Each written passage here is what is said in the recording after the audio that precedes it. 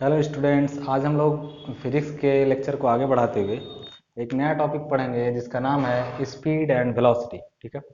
Last के जो lecture है क्वांटिटी जो मैंने पढ़ाया था आप लोगों को, आई होप आप लोगों ने अच्छे से देखा होगा, वीडियो समझ में भी आया होगा। कोई डाउट हो तो कमेंट सेक्शन में उसको ड्रॉप कर दीजिए और उस पर हम लोग बात करेंगे बाद में। कोई भी डाउट होगा आपका तो मैं एक अलग से डाउट क्लास बना दूंगा आपके लिए, जिस पर सारे डाउट्स क्लियर हो। जितने भी मैं आपको क्लास फिजिक्स के दे रहा हूँ उसके जो एमसीक्यूज हैं जो कॉम्पिटिटिव एग्जाम्स में आते हैं उसके बारे में भी हम लोग किसी एक वीडियो बना करके उसमें केवल क्वेश्चन सॉल्विंग कराई जाएगी और वो वीडियो भी जल्दी ही मिल जाएगा आपको। ठीक है ना। तो अगली बात जो हम लोग करने वाले हैं स्पीड एंड वेलोसिटी की, उसको ध्यान से समझिएगा आप लोग। ठीक है। उसमें सबसे पहला टॉपिक हम लोग पढ़ेंगे what is distance and what is displacement and difference between them. दूसरा पढ़ेंगे हम लोग स्पीड एंड वेलोसिटी। फिर पढ़ेंगे acceleration, equation of linear motion with uniform acceleration. ये सारी टॉपिक हम लोग आज इसमें इस वीडियो में कवर करने वाले हैं। ठीक है। अब वो क्या क्या है, वीडियोज में क्या क्या टॉपिक है, सारा सब कुछ देखेंगे। चलिए सबसे पहले हम लोग बात कर लेते हैं किसके बारे में, कि what is distance and what is displacement. ठीक है। देखिए इससे क्वेश्चन क्या बनेगा वो भी समझ लेंगे। ठीक है। तो देखिए कोई भी बॉडी अगर ट्रेवल करना स्टार्ट करती है, ठीक है, तो डेफिनेटली वो कोई ना कोई डिस्टेंस कवर कर रही होगी। अगर वो ट्रेवल कर रही है बॉडी तो ऑब्वियसली कोई ना कोई डिस्टेंस कवर कर रही होगी। तो यहाँ पर हम लोग देखें कि ये बॉडी इस जगह से इस जगह पर घूमते हुए, आप ही कहीं से जाते हुए यहाँ पे इस जगह पर पहुंचे, क्योंकि बीच में कई सारी इसमें प्रॉब्लम्स थी। ठीक है ना। तो बॉडी ने कुछ डिस्टेंस ट्रेवल की, ये जो डिस्टेंस ट्रेवल किया उसने, या ये जो पाथ की लंबाई, इसको अगर डेफिनेशन के रूप में कहें तो कहेंगे कि length of the path travelled by a body is called distance. समझ में आ गई बात।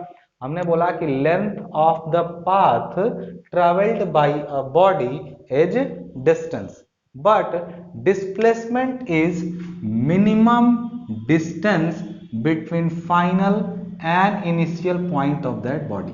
Suppose this is position A, this is position B, and body travels from A to B by this route, then distance will be this whole will be distance, but the displacement is the shortest distance between initial and final position. मतलब हमने कहा कि जो अंत बिंदु है और प्रारंभिक बिंदु है उनके बीच की जो शॉर्टेस्ट डिस्टेंस है, मिनिमम डिस्टेंस है, वही आपकी क्या कही जाएगी कि डिस्प्लेसमेंट। तो हमने क्या कहा, एक चीज तो पता चल रही होगी कि डिस्प्लेसमेंट जो इतना हुआ है इसको छोड़ के अगर हम किसी भी रास्ते से जाएं तो ज्यादा ही रास्ता ट्रेवल करेंगे। मतलब इससे पता चलता है कि जो डिस्टेंस है distance will always be greater than displacement. पहली बात पता चली कि distance will always be greater than displacement. दूसरी बात, distance is not a vector quantity. Distance क्या है, एक तरह की ये सारी चीजें इसमें से आती हैं। डिस्टेंस एक स्केलर क्वांटिटी है और इसी तरह डिस्प्लेसमेंट को हम लोग कहेंगे कि वेक्टर क्वांटिटी है। क्यों? क्योंकि देखिए आप इस दिशा में जाएंगे, ये आपकी फाइनल और इनिशियल पोजीशन का सीधा सीधा संबंध बता रहा है, लेकिन डिस्टेंस आप किसी दिशा में ट्रेवल करते हुए जा सकते हैं।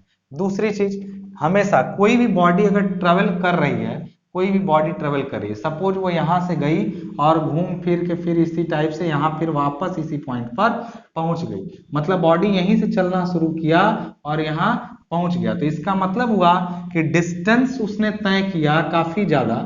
सपोज ए और फिर यहीं ए पर वो पहुंच गई, तो उसने काफी ज्यादा डिस्टेंस तय किया। मतलब दूसरी बात यह है कि डिस्टेंस अगर बॉडी ट्रेवल कर रही है तो डिस्टेंस कभी जीरो नहीं हो सकता, लेकिन अगर बॉडी ट्रेवल कर रही है तो डिस्प्लेसमेंट जीरो हो सकता है। कैसे हो सकता है? Displacement can be equal to zero. मतलब अगर बॉडी यहीं से चली और वापस यहीं पर आ गई तो डिस्प्लेसमेंट जीरो हुआ, क्योंकि वो अपनी जगह से कहीं गई ही नहीं है। एक्चुअली उसका कोई फाइनल और इनिशियल पोजीशन में डिफरेंस है ही नहीं। तो ये पता चला कि स्केलर क्वांटिटी है। क्यों? क्योंकि इसमें डायरेक्शन फिक्स नहीं है, इसमें डायरेक्शन फिक्स है, इसलिए डिस्प्लेसमेंट वेक्टर है। Distance can never be zero if a body is in travelling mode, but displacement can B zero. मतलब ये जीरो हो सकता है क्योंकि अगर बॉडी जहां से चली थी वापस वहीं आ जाए तो इसमें डिस्प्लेसमेंट जीरो हो सकता है। एक चीज आपको मैं और बता दूं, इसके इस टाइप से क्वेश्चन पूछते हैं। सपोज करिए कि कोई आदमी है, वो किसी ट्रैक पर, जैसे ये सपोज करिए किसी पार्क के अगल बगल का ये ट्रैक है और ट्रैक पर वो आदमी क्या कर रहा है, ऐसे दौड़ लगा रहा है। तो सपोज करिए कि वो ट्रैक जो है, वो जो ट्रैक है यहाँ पे कोई भी चीज है, ये आदमी दौड़ लगा रहा है या फिर कोई भी एग्जांपल, सपोज करिए कि इसका रेडियस केवल 1 मीटर है, कोई भी 1 मीटर ही ना हो, 1 हेक्टोमीटर हो, 1 डेकामीटर हो, उससे नहीं मतलब है, यूनिट से मतलब ये सपोज करिए कि 1 यूनिट इसका इसका 1 यूनिट क्या है, इसका रेडियस है, ठीक है।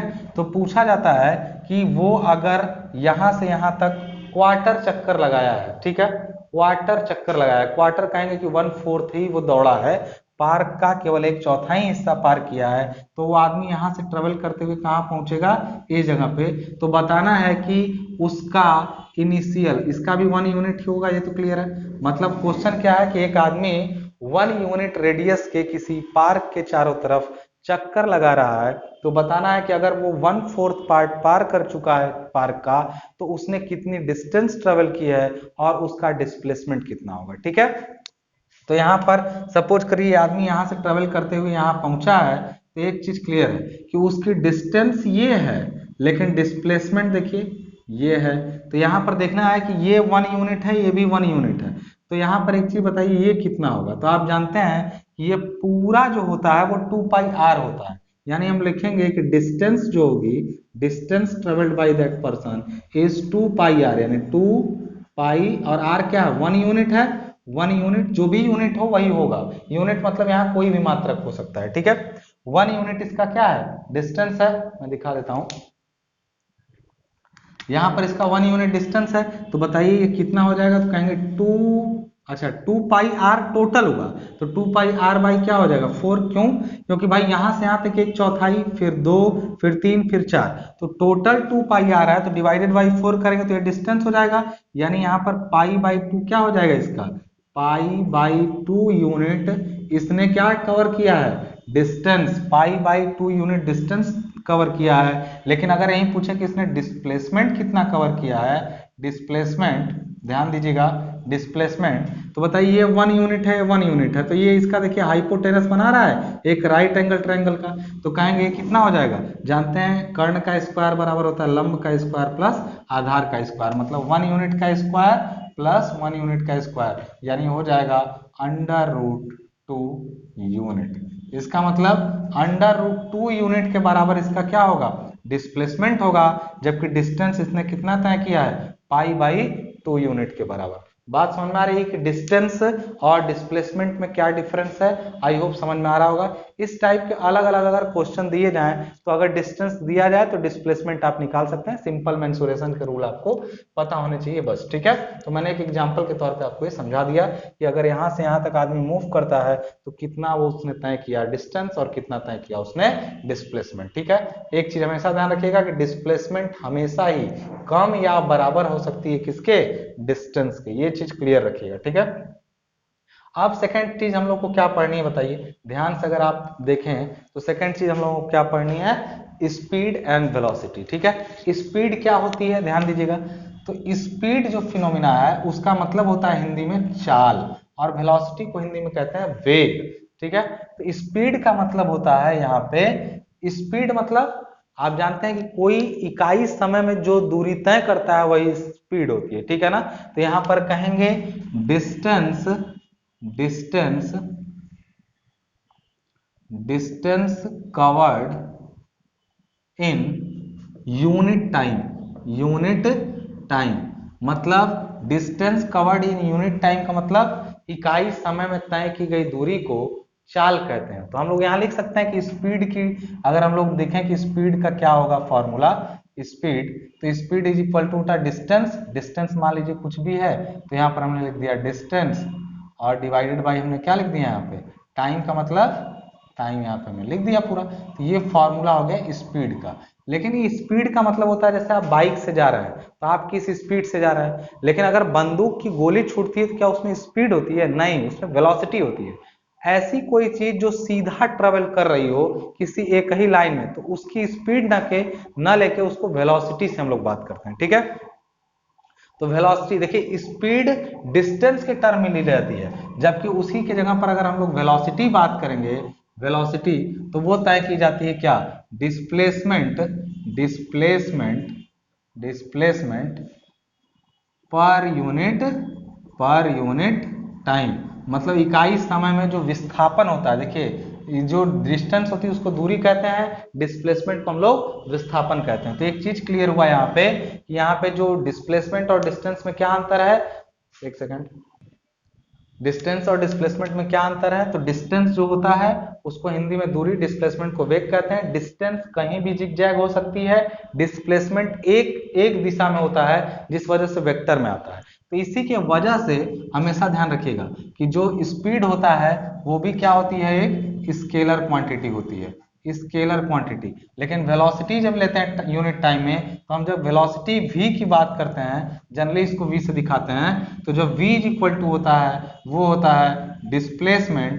डिस्प्लेसमेंट अपॉन क्या करते हैं हम लोग, टाइम। ठीक है ना। यहाँ पर एक चीज ध्यान देने वाली बात है, यहाँ पे ये स्केलर था लेकिन ये कौन सी क्वांटिटी में आता है, ये एक तरह का वेक्टर क्वांटिटी है। क्यों वेक्टर क्वांटिटी है बताइए, क्योंकि ये भी एक दिशा में होता है, निश्चित दिशा में, जैसे डिस्प्लेसमेंट हो रहा था। हमने जैसे पढ़ा था कि डिस्टेंस जो होता है, डिस्टेंस की यूनिट क्या होगी, मीटर। डिस्प्लेसमेंट भी किस में होगा, मीटर। अरे भाई एक जगह से दूसरे जगह जब आप जा रहे हैं तो कितने मीटर या किलोमीटर में ही तो मापेंगे। तो जनरली हम लोग जब एसआई सिस्टम में बात करते हैं तो हम लोग डिस्टेंस को मीटर में बताते हैं। तो पता चला कि डिस्टेंस यहाँ भी मीटर में है और डिस्टेंस यहाँ भी मीटर में है। तो अगर हम लोग कहें कि डिस्टेंस मीटर में है और एक स्केलर क्वांटिटी है, इसकी यूनिट क्या होगी, और टाइम का यूनिट आप जानते हैं सेकंड होता है, तो इसका यूनिट होगा मीटर पर सेकंड। मतलब अगर यूनिट की बात करें मीटर पर सेकंड, इसके भी यूनिट की बात करें तो मीटर पर सेकंड। यानी आप देख रहे हैं कि स्पीड हो चाहे वेलोसिटी, दोनों की यूनिट क्या है, सेम है। तो डायमेंशन क्या होगा मीटर पर सेकंड का, ये एल, अच्छा पर सेकंड है ये एल, और टी टू द पावर -1 होगा कि नहीं होगा, टी टू द पावर -1। इसी तरह इसका भी L T to the power -1 होगा क्या, डायमेंशन।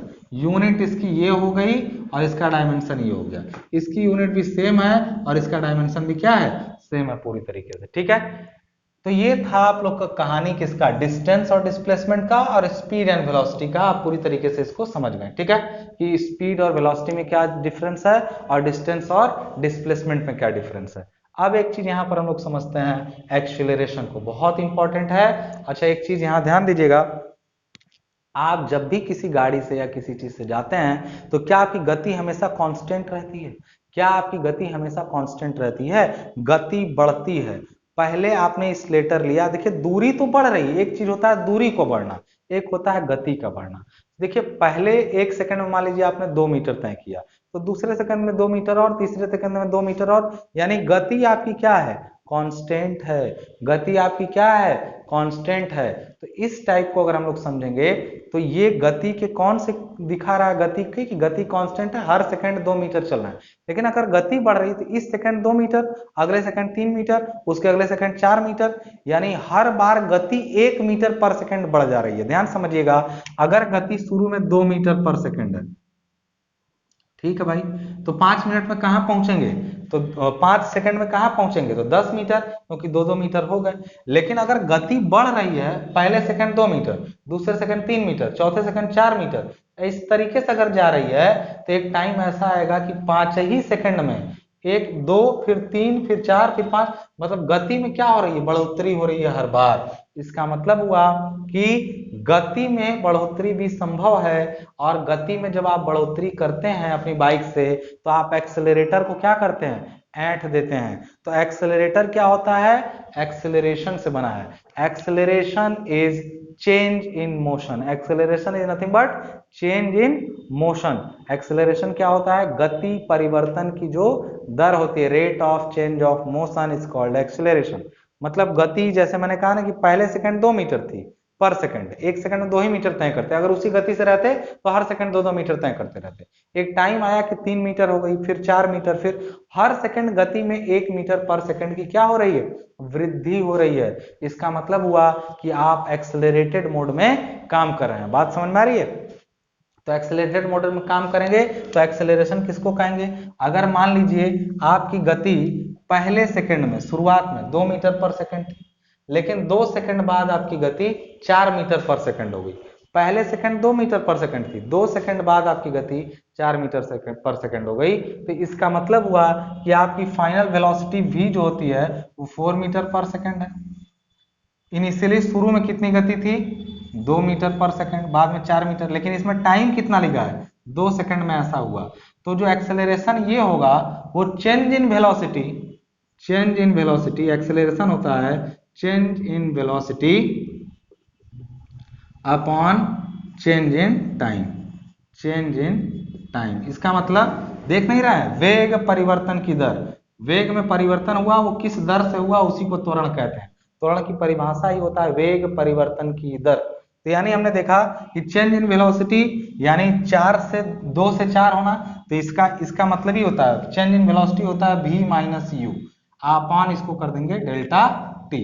मतलब v माइनस यू का मतलब बाद में कितनी हो गई 4, पहले कितनी थी 2, टाइम कितना लगा 2 सेकंड, यानी 1 मीटर पर सेकंड स्क्वायर। 1 मीटर पर सेकंड स्क्वायर कैसे आया, ये तो मीटर पर सेकंड में है, ये नीचे एक और सेकंड है, गति ऑलरेडी मीटर पर सेकंड में है, फिर नीचे एक और सेकंड है, तो इस तरह से इसका मात्रक जो होता है वो मीटर पर सेकंड स्क्वायर हो जाता है। अगर यूनिट की बात करें इसकी तो L T to the power -2 होता है। वेलोसिटी का -1 होगा, एक्सेलरेशन का -2 होगा। कैसे, मीटर पर सेकंड का स्क्वायर है तो ऊपर जब आएगा तो -2 हो जाएगा। आई होप आपको चीजें समझ में आ रही होंगी। तो आपने देखा कि एक्सेलरेशन का जो यूनिट है वो क्या है, कहीं ना कहीं मीटर पर सेकंड स्क्वायर। इसकी फॉर्मूला क्या है, change in velocity upon change in time v minus u by delta T. कैसे किया हमने, ऐसे। अब इसको ऐसे भी समझ लीजिए, अरे भाई आपकी गति शुरू में 2 मीटर पर सेकंड थी, अगले 2 सेकंड बाद हो गई 4 मीटर पर सेकंड, तो इसका मतलब ऐसा हुआ होगा कि अभी 2 मीटर पर सेकंड है, अगले 1 सेकंड में 3 मीटर पर सेकंड हुआ होगा, फिर उसके 1 सेकंड बाद 4 मीटर पर सेकंड, तभी तो 2 सेकंड बाद 4 हुआ। इसका अर्थ हुआ कि वास्तविकता में हर सेकंड आपकी गति में 1 मीटर पर सेकंड का बढ़ोतरी हो रहा है। तो वही आया है कि हर सेकंड आपकी गति में 1 मीटर पर सेकंड नहीं हुआ, 1 मीटर पर सेकंड, हर सेकंड पर सेकंड, मतलब पर सेकंड आपकी गति जो है वो 1 मीटर पर सेकंड बढ़ जा रही है। गति में बढ़ोतरी की जो दर होती है वही त्वरण होती है। इस चीज का क्या ध्यान रखिएगा कि acceleration is rate of change of velocity. समझ में आ गई बात। तो इससे क्लियर होता है कि वेलोसिटी में एक्सेलरेशन का। अच्छा, अब एक्सेलरेशन का यूनिट भी मैंने आपको बता दिया और उसका मैंने आपको डायमेंशन भी बता दिया। तो एक चीज और जान लीजिए, एक्सेलरेशन का उल्टा भाई जो होता है वो होता है रिटार्डेशन। एक्सेलरेशन का उल्टा भाई कौन होता है, रिटार्डेशन। कई बार गति बढ़ने की बजाय गति घटने लगती है तो उसको कहते हैं वहां गाड़ी एक्सेलरेट नहीं हो रही है बल्कि रिटार्ड हो रही है। रिटार्डिंग का मतलब होता है कि गाड़ी की गति का धीरे धीरे कम होना। कैसे, चलिए आइए देखते हैं इसको फटाफट। यानी हमने लिखा कि यहाँ पर कि एक्सेलरेशन का फॉर्मूला आप अभी लिखे थे। एक्सेलरेशन का फॉर्मूला क्या था, ध्यान दीजिएगा, तो था change in velocity. Sorry, marker अच्छा नहीं चल रहा है, कर लेते हैं ब्लैक से।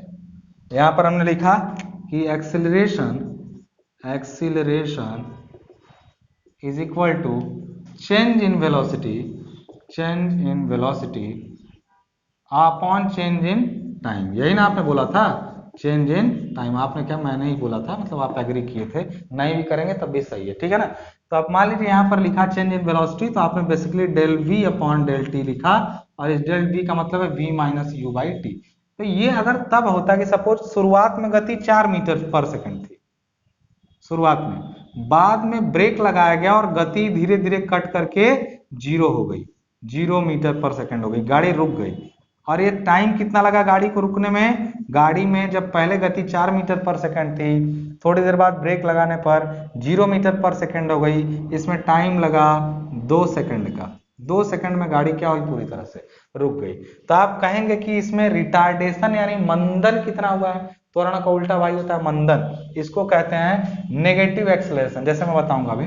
अब भी क्या है, बाद में हमेशा ध्यान रखिएगा जो v होता है वो फाइनल वेलोसिटी होता है, u जो होता है इनिशियल वेलोसिटी होता है। तो फाइनल वेलोसिटी v जो है वो 0 हो गया था, माइनस शुरुआत में 4 था, टाइम लगा 2 का, यानी हो गया 2 मीटर पर सेकंड, यानी गति में हर समय कमी आ रही थी 2 मीटर पर सेकंड की। आखिर बताइए 4 मीटर पर सेकंड से गाड़ी चल रही है, तो ब्रेक लगा होगा तो 1 सेकंड में उसकी गति हो गई होगी 2 मीटर पर सेकंड, फिर अगले सेकंड घट के 0, 2 मीटर की कमी आई। तो हर सेकंड कितने की कमी आ रही है? 2 मीटर पर सेकंड की। तो इसको कहते हैं कि इसमें ऋणात्मक त्वरण होता है, या इसी को कहते हैं रिटार्डेशन होता है। जब बोलेंगे रिटार्डेशन, तो रिटार्डेशन के आगे नेगेटिव नहीं लगाते हैं क्योंकि वो नेगेटिव है। तो रिटार्डेशन में इसी वैल्यू को केवल लिखेंगे 2 मीटर पर सेकंड स्क्वायर। ठीक है, क्यों स्क्वायर? इसका क्योंकि यह है एक्सेलरेशन, तो नेगेटिव था इसलिए इसको बोल दिया हमने रिटार्डेशन। तो जब रिटार्डेशन बोल ही रहा है तो नेगेटिव बोलने की जरूरत आपको नहीं है। तो रिटार्डेशन किसका उल्टा है? एक्सेलरेशन का। एक्सेलरेशन जहां होता है ठीक उसका उल्टा होगा। अगर गाड़ी तेज भाग रही है तो एक्सेलरेट हो रही है, स्लो हो रही है अपनी गति से धीरे धीरे स्लो होते होते रुक जा रही है, तो वहां पर गाड़ी में क्या हो रहा है? रिटार्डेशन हो रहा है। बात समझ में आ रही है?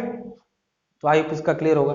क्लियर हो गया, लेकिन एक चीज और समझेंगे, इन सब को अगर हम लोग कर्व पे दिखाएं, किस कर्व पे दिखाएं? टाइम डिस्टेंस कर्व पे। सपोज यहाँ पर डिस्टेंस बढ़ रही है, यहाँ पर डिस्टेंस बढ़ रही है और यहाँ पर टाइम बढ़ रहा है, ठीक है ना? तो एक चीज बताइए, टाइम और डिस्टेंस के बीच में अगर हम कर्व खींचे तो क्या होगा? अगर हम देखें कि अगर गति इसकी किसी भी चीज का टाइम और डिस्टेंस, डिस्टेंस की जगह पर हम अच्छा काम कर लेते हैं डिस्प्लेसमेंट लिख करके, ठीक है ना? यहां पर हमने क्या लिख दिया? Displacement, displacement.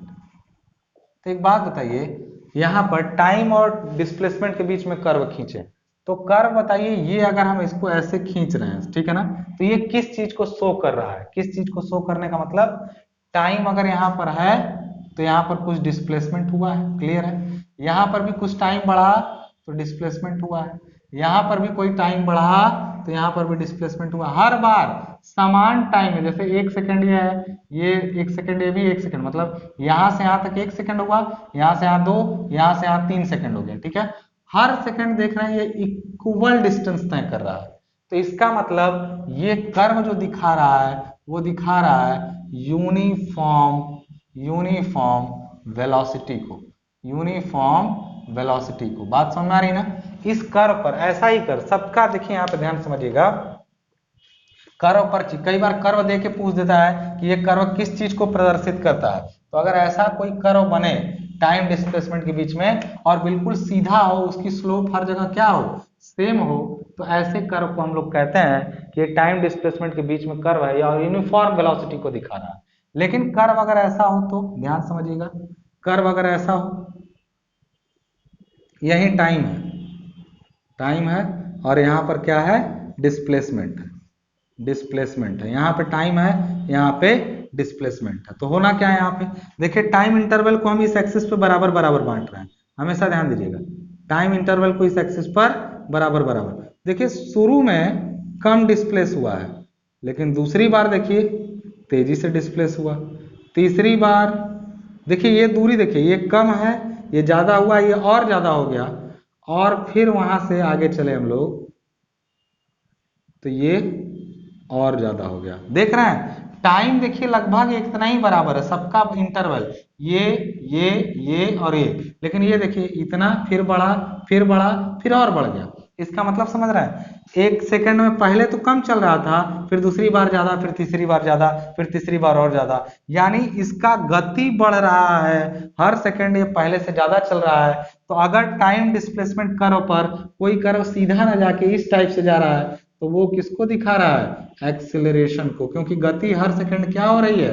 बढ़ रही है, क्लियर है? एक्सेलरेशन को।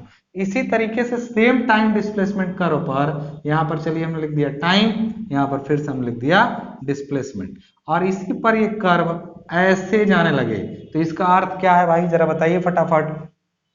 यहाँ फिर टाइम इंटरवल को बराबर बराबर बांटिए, लगभग एक जैसे, देखिए लगभग सेम इंटरवल हमने बांट दिए हैं इनके, ठीक है? मतलब ये इंटरवल सेम है, देखिए इनको मिलाइए जरा आपस में, लगभग बराबर बराबर दूरी पे है। लेकिन देखिए ये असर क्या करता है, शुरुआत में बहुत ज्यादा डिस्टेंस है, डिस्टेंस डिस्प्लेसमेंट ज्यादा तय हुआ है, यहां से यहां पहुंच गया, लेकिन दूसरी बार में कम हुआ पहले से, तीसरी बार में और कम हुआ, चौथी बार में और कम हुआ, लगातार पहले सेकंड बहुत ज्यादा दूरी, फिर कम, और जैसे ही ये कर्व ऐसे जाके ऐसे सीधा हुआ, फिर देखिए सेम एक ही लाइन पर बार बार कर्व जाएगा, यानी गाड़ी रुक जाएगी, कुछ नहीं होगा। तो इस कर्व को, जो अभी का कर्व है, इस कर्व को हम कह रहे हैं कि ये किसको शो कर रहा है, रिटार्डेशन को, यानी गति में कमी। यहाँ गति बढ़ रही है, यहाँ गति घट रही है, यहाँ गति कांस्टेंट है, और इन्हीं सब कर्व में से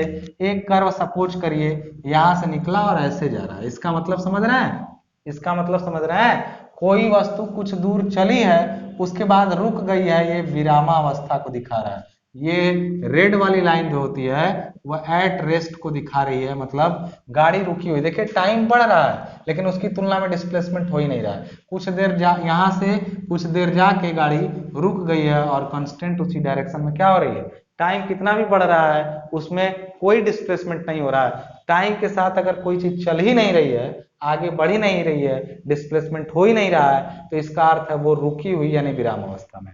हमने देखा ये कर्व वेलोसिटी को दिखा रहा है, कांस्टेंट वेलोसिटी को, ये कर्व एट रेस्ट पोजीशन को दिखा रहा है, ये कर्व एक्सेलरेशन को दिखा रहा है, क्योंकि वेलोसिटी बढ़ रही है और बढ़ी हुई वेलोसिटी को एक्सेलरेशन कहते हैं। ये कर्व कहीं ना कहीं इसको दिखा रहा है, रिटार्डेशन को। अगर इसी तरीके से कुछ कर्व ऐसे भी, मतलब ये सिंपल कर्व मैंने आपको समझाया, कई बार कर्व इसी पर जिगजैग मोशन बनाने लगेगा, तो वो नॉन यूनिफॉर्म एक्सेलरेशन को दिखाएगा।